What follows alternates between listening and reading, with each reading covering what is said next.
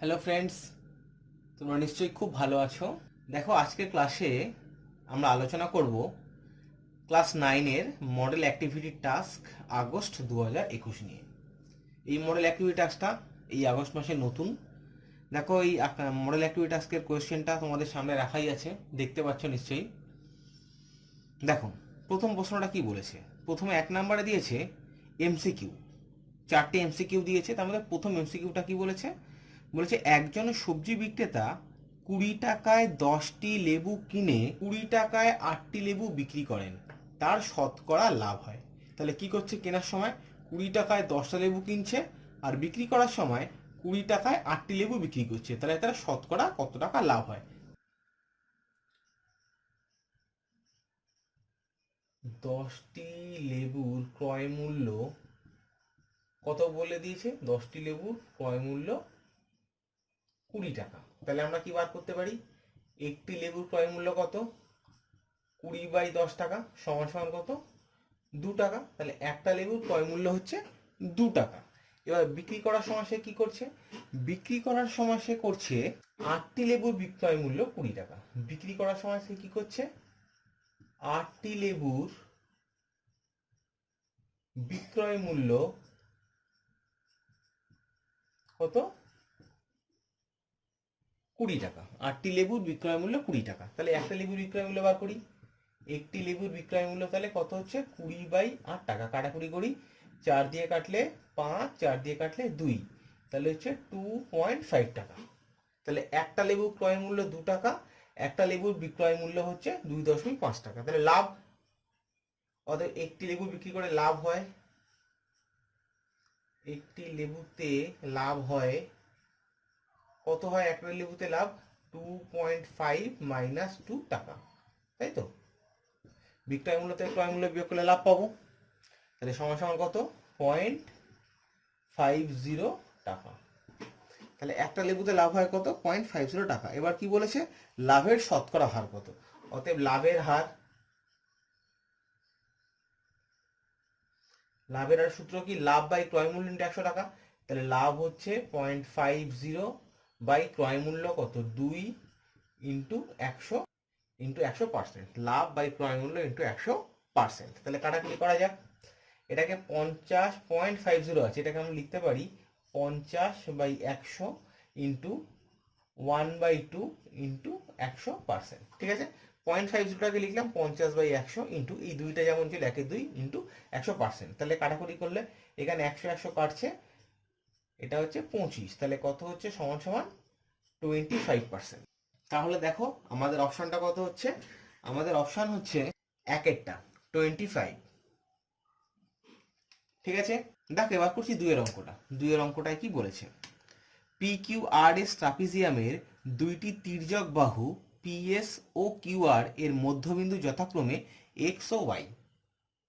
তবে X Y equal to half of P Q, half of R S, half of P Q plus R S আর half of P Q minus R S. কোনটা হবে, অপশনটা খুঁজে বার করতে হবে। তাহলে দেখো অঙ্কটা আমরা কিভাবে করছি। কি বলেছে, পি কিউ আর এস ট্রাপিজিয়ামের দুটি তির্যক বাহু পিএস এবং কিউআর। তাহলে একটা পি কিউ আর এস, তাহলে পিএস এবং কিউআর এই দুটো হচ্ছে তির্যক বাহু। এবং বলেছে পি এস এবং কিউআর এর মধ্যবিন্দু এক্স ও ওয়াই। এটা হচ্ছে এক্স মধ্যবিন্দু, এর মধ্যবিন্দুটা হচ্ছে ওয়াই। এবার কি করতে হবে, আমাদের প্রমাণ করতে হবে X Y, X Y equal to কত সেটা আমরা বার করব। তাহলে কি করে করছি, দেখো প্রথমে আমি এই পি আর একটা কর্ণ অঙ্কন করছি। দেখো আমরা জানি যে কোনো ট্রাপিজিয়ামের তির্যক বাহু দুটির মধ্যবিন্দু দুটি যোগ করলে সেই যে সরলরেখাটা হয় সেটা সমান্তরাল বাহু দুটোর সমান্তরাল হয়। তাহলে এক্ষেত্রে এক্স ওয়াই সমান্তরাল আর এস সমান্তরাল পি কিউ। ঠিক আছে, তাহলে এক্স ওয়াইটা এক্ষেত্রে এক্স ওয়াই সমান্তরাল পি কিউ সমান্তরাল এস আর। ঠিক আছে, তাহলে এইটার সঙ্গে একটা সমান্তরাল, তাহলে পি এস আর এই ত্রিভুজটা মধ্যবিন্দু, এটার সঙ্গে একটা সমান্তরাল। তাহলে আমরা এটা যদি নাম দাও একটা, ধরো নাম দিলে হচ্ছে এ, তাহলে কি বলতে পারি, X A equal to half of S R. কারণ এই ত্রিভুজটার এই বাহুর মধ্যবিন্দু এইটা আর এইটার সঙ্গে একটা সমান্তরাল, তাহলে আমরা উপপাদ্য থেকে বলতে পারি যে এইটা এই বাহুটা অর্ধেক। আবার এই ত্রিভুজের এইটার সঙ্গে এই পি কিউ সমান্তরাল, আবার এটা হচ্ছে পি কিউ এর অর্ধেক। তাহলে আমরা কি বলতে পারি, A Y equal to half of P Q. যদি যোগ করে দাও তাহলে X A plus A Y equal to half of P Q plus S R. তাহলে এই দুটো যোগ করলে কত হচ্ছে, X A plus A Y মানে হচ্ছে গিয়ে X Y equal to half of কত হবে, P Q plus S R. বুঝতে পারলে নিশ্চয়ই। তাহলে এক্ষেত্রে আমাদের অপশন কোনটা হবে, এখানে অপশন আমাদের হচ্ছে সি, যে কোনো ট্রাপিজিয়ামের যদি দুটো তির্যক বাহুর মধ্যবিন্দু সংযোজন করা হয় কিংবা যোগ করা হয়, তাহলে সেই রেখাটা সবসময় সমান্তরাল বাহু দুটোর যোগফলের অর্ধেক হবে। ঠিক আছে। আচ্ছা, এবার 3 নাম্বার প্রশ্ন। দেখো 3 নাম্বারে কি বলেছে, বলেছে 105 থেকে 140 এই শ্রেণীটির পরিসংখ্যা 14 হলে শ্রেণীটির পরিসংখ্যা ঘনত্ব কত হবে। পরিসংখ্যা কত বলেছে, পরিসংখ্যা বলেছে 14। কি বার করতে হবে আমাদেরকে, পরিসংখ্যা ঘনত্ব বার করতে হবে। তাহলে দেখো তো তাহলে পরিসংখ্যা কত, 14, আর শ্রেণী দৈর্ঘ্যটা আমরা বার করবো। আমাদের পরিসংখ্যা কত বলেছে, আমাদের বলেছে পরিসংখ্যা সমান 14, আর শ্রেণী দৈর্ঘ্য কত, শ্রেণী দৈর্ঘ্যটা আমাদেরকে বার করতে হবে সমান 140 মাইনাস 105। 140 মাইনাস 105 করলে হচ্ছে 35। তাহলে অতএব পরিসংখ্যা ঘনত্বের ফর্মুলা আমরা জানি, পরিসংখ্যা ঘনত্ব সমান পরিসংখ্যা বাই শ্রেণী দৈর্ঘ্য, পরিসংখ্যা বাই শ্রেণী দৈর্ঘ্য সমান কত, 14/35। এখন 14কে যদি 35 দিয়ে ভাগ করে দাও তাহলে কত হয় বলতো, এটা হয় 0.4, 0.4। ঠিক আছে, তোমরা বুঝতে পেরেছো। তাহলে কোন অপশনটা হবে, এখানে এ বি সি ডির মধ্যে বি অপশনটা, একবার দেখে নাও, অপশন বি। 4 নম্বর প্রশ্নটা কি আছে দেখো তো। 4 নম্বর প্রশ্নে বলেছে 3 মিটার লম্বা ও 2 মিটার চওড়া একটি আয়তাকার জায়গা 5 ডেসিমিটার বর্গ টালি দিয়ে বাঁধাতে হলে টালি লাগবে কটি। ঠিক আছে, তাহলে অঙ্কটা আমরা দেখি কিভাবে করা যায়। তাহলে দেখো কি বলেছে, এখানে বলেছে আয়তাকার জায়গার দৈর্ঘ্য, তাহলে দৈর্ঘ্যটা কত, দৈর্ঘ্যটা বলেছে 3 মিটার। তাহলে মিটারটাকে আমি ডেসিমিটারে নিয়ে যাচ্ছি, মিটার থেকে ডেসিমিটারে যেতে গেলে কি করতে হয়, 10 দিয়ে গুণ করতে হয়, তাহলে 30 ডেসিমিটার।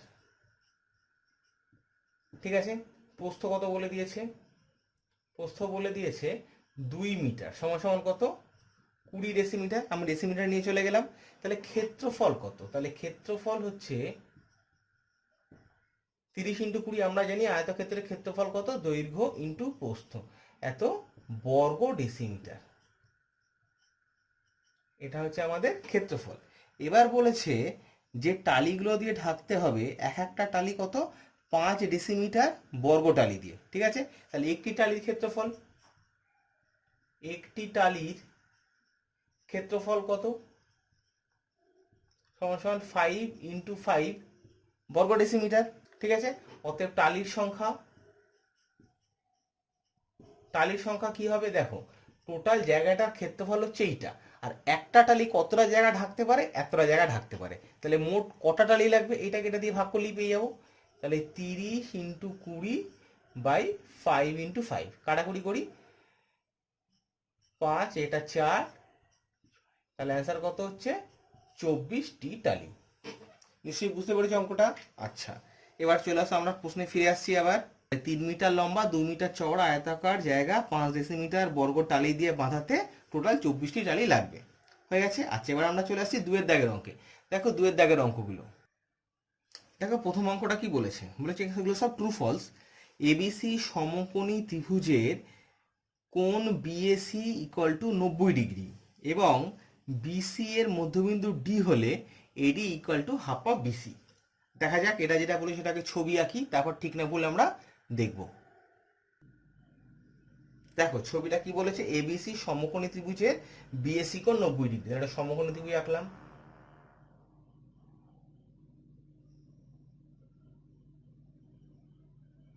কোন কোনটা বলেছে, বিএসি কোণ 90 ডিগ্রি, এটা দিলাম বি, এটা এ, এটা সি, তাহলে এই কোণটা হচ্ছে 90 ডিগ্রি। এবার কি বলছে, বিসি এর মধ্যবিন্দু ডি হলে, এই বিসি বাহুটা এর মধ্যবিন্দু হচ্ছে ডি, এটা ডি হলে AD equal to half of BC হবে। এডি ইকুয়াল টু বিসি এর অর্ধেক হবে। এটা সত্য না? তোমরা সবসময় মনে রাখবে, কোন একটি সমকোণী ত্রিভুজের অতিভুজের মধ্যবিন্দুটা, এটাকে বলা হয় এই সমকোণী ত্রিভুজটার পরিকেন্দ্র। আর অতিভুজের মধ্যবিন্দুর সঙ্গে যদি সমকোণী বিন্দুটা যোগ করো, তাহলে সেই দূরত্বটা সবসময় এই অতিভুজের অর্ধেকের সঙ্গে সমান হবে। তার মানে সবসময় এডি equal to BD equal to CD হবে। সমস্ত সমকোণী ত্রিভুজের ক্ষেত্রে এটা ঠিক। ঠিক আছে, তাহলে চলে আসো, এটা সত্য না মিথ্যা হবে বুঝতে পেরে গেছো, এটা সত্য হবে। তাহলে প্রথমটার অ্যান্সার কি? তাহলে প্রথমটার অ্যান্সার হচ্ছে ট্রু। তাহলে প্রথমটার অ্যান্সার আমরা লিখে দিচ্ছি, এটা হচ্ছে টি, ট্রু। তারপরেরটা কি বলছে? তারপরেরটা বলছে একটি পরিসংখ্যা বিভাজন তালিকায় একটি শ্রেণীর মধ্যবিন্দু 10 এবং প্রতিটি শ্রেণীর দৈর্ঘ্য 6 হলে শ্রেণীটির নিম্ন সীমা 8 হবে। এখানে কি বলেছে? বলেছে নিম্ন সীমাটা হচ্ছে 8। তাহলে হচ্ছে নিম্ন সীমা হচ্ছে 8। শ্রেণী দৈর্ঘ্য কত বলেছে? শ্রেণী দৈর্ঘ্য বলেছে সমান সমান 6। শ্রেণী দৈর্ঘ্য 6, তাহলে উচ্চ সীমাটা কত হবে? উচ্চ সীমা কত? এটা প্লাস এটা, নিম্ন সীমা প্লাস শ্রেণী দৈর্ঘ্য সমান সমান 14। শ্রেণীর মধ্যবিন্দু এটা সমান সমান কত হবে? নিম্ন সীমা প্লাস উচ্চ সীমা বাই 2, তাহলে 4 প্লাস 14/2 সমান সমান কত হচ্ছে? এটা 22/2 সমান সমান 11। বুঝতে পারলে? এটা আমাদের কত বলেছে? 11, কিন্তু আমাদের প্রশ্নে কত বলে দিয়েছে? এটা 10, তাহলে এটা হচ্ছে ফলস। তাহলে দেখো এটার অ্যান্সার আমরা কি বলতে পারি? এটা হবে ফলস। তারপরে 3 নাম্বারটা কি বলেছে? একটি সামান্তরিক আকারের ক্ষেত্র, একটি আয়তক্ষেত্র এবং একটি ত্রিভুজাকার ক্ষেত্র একই ভূমি ও একই সমান্তরাল সরলরেখা যুগলের মধ্যে অবস্থিত এবং তাদের ক্ষেত্রফল যথাক্রমে পি, আর ও টি হলে P equal to R equal to টি/2 হবে। ঠিক আছে? আচ্ছা দেখো আমরা ছবিটা আঁকি, তারপরে আমরা বলবো ঠিক না ভুল। দেখো আমরা ছবিটা আঁকছি। প্রথমে কি বলেছে? একটি সামান্তরিক আকার ক্ষেত্র। তাহলে একটা সামান্তরিক আকার ক্ষেত্র আঁকলাম। তারপরে কি বলেছে? একটা আয়তাকার ক্ষেত্র, এখান থেকে একটা আয়তাকার ক্ষেত্র করে দিলাম। তাহলে এটা যোগ করতে হবে। আর কি বলেছে? একটা ত্রিভুজাকার ক্ষেত্র। ঠিক আছে, তাহলে এখানে একটা ত্রিভুজ আঁকলাম। এটা বেঁকে গেছে, একটু সোজা করে দিই। ত্রিভুজাকার ক্ষেত্র নাম দিলাম এ বি সি। সামান্তরিকটার নাম দিলাম পি বি সি কিউ, এটা সামান্তরিক। আয়তক্ষেত্রটার নাম দিলাম বি সি ডি ই, এটা হচ্ছে আয়তক্ষেত্র। এবার কি বলছে? এবার বলছে এদের ভূমি প্রত্যেকেরই বিসি এবং এর একই সমান্তরাল যুগলের মধ্যে অবস্থিত। তাহলে এদের ক্ষেত্রফল যথাক্রমে পি, আর এবং টি। তাহলে সামান্তরিকটার ক্ষেত্রফল কত? সামান্তরিকের ক্ষেত্রফল হচ্ছে পি। তাহলে সামান্তরিকের ক্ষেত্রফল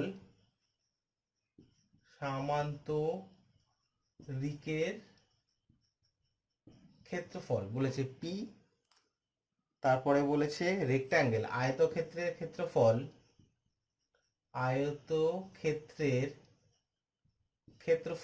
ইকুয়াল টু কত বলেছে? আর। আর ত্রিভুজের ক্ষেত্রফল সমান সমান বলেছে টি। তাহলে দেখো আমরা একটা উপপাদ্য পড়ে এসেছি, যদি একটা ত্রিভুজ আর একটা সামান্তরিক একই ভূমি এবং একই সমান্তরাল যুগলের মধ্যে অবস্থিত থাকে, তাহলে ত্রিভুজের ক্ষেত্রফল সামান্তরিকের ক্ষেত্রফলের অর্ধেক হবে। তাহলে ত্রিভুজের ক্ষেত্রফল কত?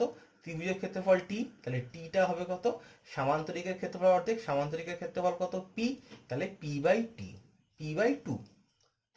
তাহলে ত্রিভুজের ক্ষেত্রফলটা হচ্ছে সামান্তরিকের ক্ষেত্রফলের অর্ধেক। আমরা আর একটা উপপাদ্য জানি কি, যে একই ভূমি এবং একই সমান্তরাল যুগলের মধ্যে অবস্থিত সকল সামান্তরিকের ক্ষেত্রফল সমান। তাহলে এক্ষেত্রে আয়তক্ষেত্রের ক্ষেত্রফল আর সামান্তরিকের ক্ষেত্রফল কত হবে, সমান হবে। তাহলে আমরা বলতে পারি পি ইকুয়াল টু আর। তাহলে এখান থেকে আমরা কি পাচ্ছি, এখান থেকে আমরা পাচ্ছি পি ইকুয়াল টু হচ্ছে 2t। তাহলে এই দুটো যদি একসঙ্গে আমরা করি তাহলে আমরা কি বলতে পারবো, P equal to R equal to 2t। সামান্তরিকের ক্ষেত্রফল সমান সমান আয়তক্ষেত্রের ক্ষেত্রফল সমান সমান ত্রিভুজের ক্ষেত্রফল ইন্টু 2। ঠিক আছে, দেখতে পেয়েছো? আচ্ছা, তাহলে এখানে কোন অপশনটা হবে বুঝতেই পারছো, এটা ফলস। তাহলে এটা কি হবে, এটার অ্যান্সার হচ্ছে এটা ফলস। আচ্ছা, এবার আমরা চলে যাচ্ছি 4 দাগের অঙ্কে। কি বলেছে, একটি সমবাহু ত্রিভুজের ক্ষেত্রফল ও উচ্চতার সাংখ্যমান সমান হলে ত্রিভুজটির বাহুর দৈর্ঘ্য হবে 1 একক। কি বলেছে, সমবাহু ত্রিভুজের ক্ষেত্রফল এবং উচ্চতার সাংখ্যমান সমান হলে ত্রিভুজটির বাহুর দৈর্ঘ্য হবে 1 একক। আচ্ছা দেখো, অঙ্কটা আমরা করছি। তাহলে একটা সমবাহু ত্রিভুজ আমি আঁকি, তাহলে বোঝাতে আমার সুবিধা হবে। এই একটা সমবাহু ত্রিভুজ আঁকলাম, যার এই বাহুর দৈর্ঘ্য নিলাম আমি এ। এবিসি একটা সমবাহু ত্রিভুজ, যার প্রত্যেকটা বাহুর দৈর্ঘ্য হচ্ছে এ সেন্টিমিটার করে কিংবা এ একক। এবার কি বলছে, এই সমবাহু ত্রিভুজের ক্ষেত্রফল এবং উচ্চতার সাংখ্যমান সমান। এই সমবাহু ত্রিভুজের ক্ষেত্রফল কত, ক্ষেত্রফলের সূত্র আমরা কি জানি, √3/4 ইন্টু বাহু স্কোয়ার। আর উচ্চতার সাংখ্যমান কত, √3/2 ইন্টু এ। এই দুটো সমান আমাদেরকে বলে দিয়েছে। তাহলে এ ইকুয়াল টু কত হচ্ছে, 4/2। এখানে √3, এখানে √3 কেটে দিলাম, এখানে একটা স্কোয়ার, এখানে এ কেটে দিলাম। তাহলে এখানে পড়ে থাকলো কত, এ। এই 4টে এখানে গুণ করে দিচ্ছি, তাহলে 4/2 কাটাকুটি করলে হচ্ছে 2। তাহলে অতএব এ ইকুয়াল টু কত হচ্ছে, 2। কিন্তু আমাদের এখানে বলেছে এ ইকুয়াল টু কত, বাহুর দৈর্ঘ্য 1 একক। তাহলে ভুল, তাহলে এটা ফলস। তাহলে এটা উত্তর লিখে দিই পাশে, এটা হচ্ছে ফলস। একবার দেখে নাও, প্রথমটা ট্রু, বাকি তিনটেই ফলস। ঠিক আছে, এবার আমরা চলে যাচ্ছি 3 দাগের প্রশ্নে। দেখো 3 নম্বর প্রশ্নটা কি বলেছে, বলেছে একটি ঘড়ি পরপর 10% ও 5% ছাড়ে বিক্রি করা হলে সমতুল্য ছাড় কত হবে। ঠিক আছে, তাহলে কি করা হয়েছে, প্রথমে 10% ছাড় দেওয়া হয়েছে, তারপরে 5% ছাড় দেওয়া হয়েছে, তাহলে সমতুল্য ছাড় কত। দেখো অঙ্কটা কিভাবে করছি, আমি ধরে নিচ্ছি, ধরি ঘড়িটির ধার্য মূল্য অথবা দাম 100x টাকা। প্রথমে কত ছাড় দেওয়া হয়েছে, 10%। তাহলে প্রথমে ছাড় দেওয়া হয়, প্রথম ছাড় সেটা সমান সমান কত, 100x ইন্টু 10/x এত টাকা। প্রথম ছাড় সমান সমান কাটাকুটি করি, করলে কত হচ্ছে, 10x টাকা। তাহলে প্রথম ছাড় দিল 10x টাকা। তাহলে তখন ছাড়ের পরে দাম, ছাড়ের পর দাম হয়, পর দাম সেটা সমান সমান কত, 100x মাইনাস 10x। তাহলে কত হচ্ছে, 90x টাকা। প্রথম ছাড়ের পর দাম হচ্ছে 90x টাকা। এবার আমাদের কি করা হচ্ছে, দ্বিতীয়বার ছাড় দেওয়া হচ্ছে 5%। এবার দ্বিতীয় বার ছাড় সেটা কত, এই যে দামটা হইতে ছাড় দেওয়ার পর এর উপর কত পার্সেন্ট ছাড় দিয়েছে, 5%। তাহলে ইন্টু 5/100। তাহলে কাটাকুটি করা যায়, একটা শূন্য একটা শূন্য কেটে দিলাম, তাহলে 5 1 5, 5 2 10। তাহলে কত হচ্ছে, 9x/2 সমান সমান 9x/2। এটাকে ভাগ করে দিলে কত হচ্ছে, 4.5x টাকা। ঠিক আছে, তাহলে দ্বিতীয়বারে ছাড় হচ্ছে কত, 4.5x টাকা। তাহলে দ্বিতীয়বার ছাড়ের পর দাম, দ্বিতীয়বার ছাড়ের পর দাম সেটা কত হচ্ছে, 90x মাইনাস 4.5x। তাই তো, 90x ছিল, তার থেকে 4.5x দাম ছাড় দেওয়া হয়েছে। তাহলে 90x থেকে 4.5x বাদ দিয়ে দাও, তাহলে কত হচ্ছে, 85.5। 85.5x টাকা। ঠিক আছে, বুঝতে পারলে, 85.5x টাকা। দ্বিতীয়বার ছাড়ের পর দাম হচ্ছে এইটা। তাহলে আমাদের কি চেয়েছে, সমতুল্য ছাড় কত। ঠিক আছে, অতএব সমতুল্য ছাড় কত হচ্ছে, 100x টাকা দাম ছিল আমাদের, এখন দাম কত হচ্ছে 85.5x, তাই তো? এটা দাম ছিল, এখন হচ্ছে এটা দাম। তাহলে কত সমতুল্য ছাড়, এটা থেকে এটা বাদ দিয়ে দাও, এত টাকা বাদ দিলে কত হচ্ছে 14.5, 14.5x টাকা। ঠিক আছে, তাহলে আমরা সমতুল্য ছাড় পেলাম। অতএব সমতুল্য ছাড়ের হার মানে কত হারে ছাড় দিতে হবে, সমতুল্য ছাড়ের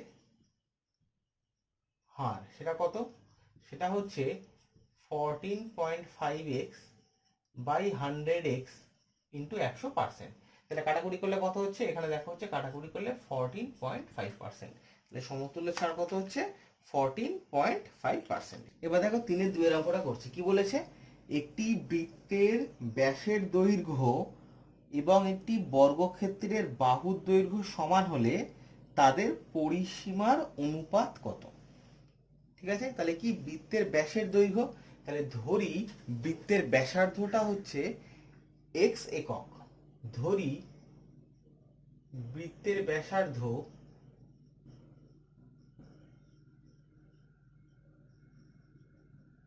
সমান সমান r একক, এটা হচ্ছে বৃত্তের ব্যাসার্ধ। অতএব বৃত্তের ব্যাস কত, বৃত্তের ব্যাস সমান সমান 2r একক।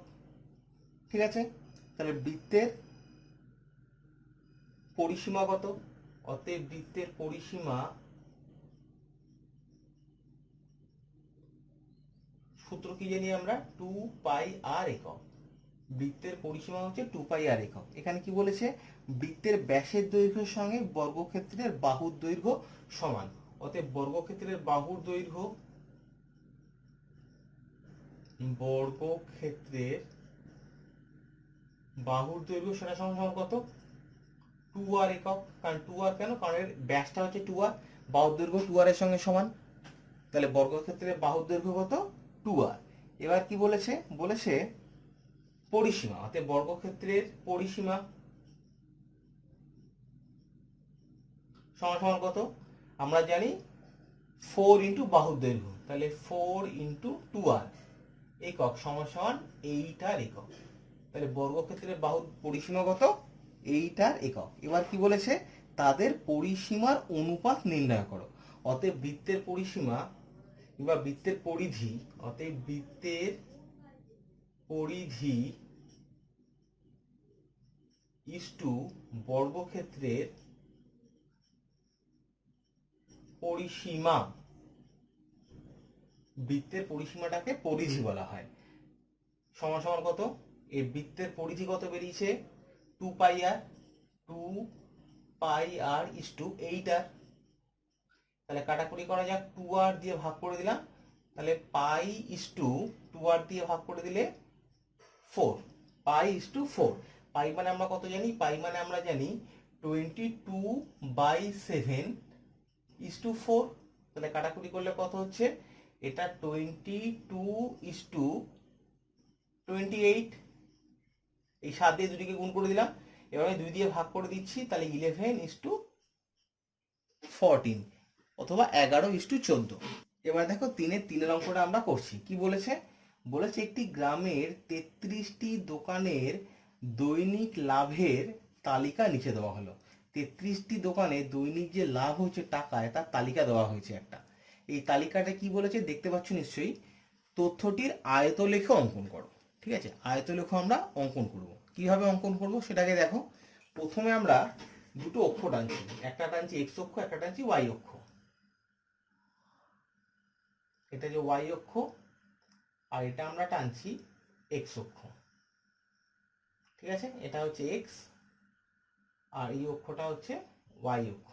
এটা হচ্ছে মূল বিন্দু। প্রথমে কি বলেছে, আমরা এক্স অক্ষ বরাবর কি করছি, দৈর্ঘ্য মানে শ্রেণী দৈর্ঘ্যগুলোকে লিখছি। শ্রেণী দৈর্ঘ্যটা কি বলেছে এখানে, টাকা, দৈনিক লাভ, সেটা টাকাটা দিয়েছে শ্রেণী দৈর্ঘ্য। সেটা কত, 0 থেকে ধরে এটা আমি নিলাম 50। তাহলে এই দূরত্বটা যে 50, তাহলে একইভাবে এই দূরত্বটা হবে 100। তাহলে একইভাবে এই যে দূরত্বটা আসবে, এই দূরত্বটা হবে 150। একইভাবে এই যে দূরত্বটা আসবে, এই দূরত্বটা হবে 200। আর নেওয়ার আমাদের দরকার নেই। আর এই যে ওয়াই অক্ষ বরাবর, এই ওয়াই দ্বয় অক্ষ বরাবর কি করছি আমরা, দোকানের সংখ্যা বসাচ্ছি। ঠিক আছে, তাহলে দোকানের সংখ্যা আমি ভাগ করে নিচ্ছি। ধরো এইটা হচ্ছে 5, এই দূরত্বটা হচ্ছে 5, তাহলে 1 2 3 4, এটা হচ্ছে 5, তারপরে 6 7 8 9, এইটা হচ্ছে 10 11 12 15, এইটা হচ্ছে আমাদের 15, ঠিক আছে। আচ্ছা, তারপরে নিচ্ছি 20, এইটা হচ্ছে আমাদের 20। এবার আমরা কি করব, আয়তলেখগুলো অঙ্কন করব, ঠিক আছে। তাহলে এখানে যে টাকা, এটা হচ্ছে দৈনিক লাভ, এই দিকটা এই বরাবর আমরা কি লিখছি, এই বরাবর আমরা লিখছি দৈনিক লাভ, ঠিক আছে। এইটি বরাবর হচ্ছে দৈনিক লাভ, সেটা হচ্ছে ব্র্যাকেটে টাকায়, ব্র্যাকেটে হচ্ছে টাকায়। আর এই বরাবর যেটা আমরা ওয়াই বরাবর যে লিখছি, এটা কি হচ্ছে দোকানের সংখ্যা, দোকানের সংখ্যা, এই অক্ষ বরাবর আমরা করছি কি দোকানের সংখ্যা লিখছি, ঠিক আছে। তাহলে প্রথম 0 থেকে 50 পর্যন্ত, 0 থেকে 50 টাকা পর্যন্ত লাভ হয় কটা, 8টা দোকানে। তাহলে এখানে 8 কোথায় আছে, এইখানটায় রয়েছে, দেখো 8। তাহলে এই বরাবর আমি করলাম, এই 50 থেকে এখানে 8 বরাবর এখানে একটা বিন্দু নিলাম। যেহেতু গ্রাফ পেপারটা আমার এখানে দেখাতে হচ্ছে, একটু অসুবিধা হবে, এইটার সঙ্গে এটা যোগ করে দিলাম, এই 8 বিন্দুটার সঙ্গে 50টা আমরা যোগ করে দিলাম, ঠিক আছে। তারপরে কি বলেছে, তারপরে বলেছে 50 থেকে 100 পর্যন্ত হচ্ছে 15। তাহলে এখানে 50 থেকে 100, সেটা কত 15, তাহলে এখানে 15 এই পয়েন্টটা এখানে নাও, আর 15 100-এর উপরে ঠিক পয়েন্টটা ঠিক এরকম একটা জায়গায় নাও। চোখের আন্দাজে নিচ্ছি, কারণ এটা গ্রাফ পেপারে দেখালে ভালো হতো, কিন্তু গ্রাফ পেপারে আমি কিভাবে দেখাবো, দেখো বুঝতে পারছো, 50 থেকে 100 এটা হচ্ছে 15। এরপরে কত বলছে, 100 থেকে 150 টাকা লাভ হয় কটা দোকানে, 10টা দোকানে। তাহলে 100 থেকে 150 টাকা লাভ হয় কটা দোকানে, 10টা দোকানে। 10 আমাদের কোথায়, যেখানে আছে, তাহলে এই বরাবর আমি দাগ নিলাম এখানটায়, ঠিক আছে। তাহলে এটা যোগ করে দিচ্ছি, এদিকে এটাও যোগ করে দিচ্ছি, এই হচ্ছে আমাদের আয়তলেখটা হয়ে গেল। দেখো আমরা এবার করছি 4 দাগের অঙ্ক। কি বলেছে, বলেছে কোন ত্রিভুজের দুটি বাহুর মধ্যবিন্দুর সংযোজক সরলরেখা অংশ তৃতীয় বাহুর সমান্তরাল ও অর্ধেক। তাহলে প্রথমে আমি একটা ত্রিভুজ আঁকছি, ত্রিভুজটার নাম দিলাম এ বি সি। এই এবিসি ত্রিভুজের এ বি বাহুর মধ্যবিন্দু হচ্ছে ই, আর এসি বাহুর মধ্যবিন্দু হচ্ছে এফ, ঠিক আছে। ইএফ যোগ করা হলো, কি প্রমাণ করতে হবে, ইএফ সমান্তরাল বিসি, আর ইএফটা হচ্ছে হাফ অফ বিসি, ঠিক আছে। তাহলে কি প্রদত্ত, আমরা লিখে দিই প্রদত্ত ত্রিভুজ এ বি সি এর এবি ও এসি বাহুর মধ্যবিন্দু যথাক্রমে কত, ই এবং এফ, ঠিক আছে। প্রামাণ্য, প্রামাণ্য মানে কি, আমাদেরকে কি প্রমাণ করতে হবে, কি প্রমাণ করতে হবে, ইএফ সমান্তরাল বিসি এবং ইএফ ইকুয়াল টু 1/2 বিসি, এটা আমাদেরকে প্রমাণ করতে হবে। অঙ্কন, কি অঙ্কন করছি, এই এফই রেখাটাকে এদিকে আমি পি পর্যন্ত বর্ধিত করলাম, তারপরে বিপি যোগ করলাম, কি করলাম আরেকবার শোনো, এটা পি, এফই রেখাকে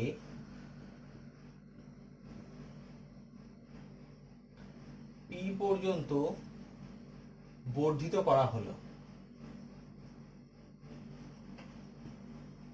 বর্ধিত করা হলো যাতে কি করে হয়, এফই ইএফ ইকুয়াল টু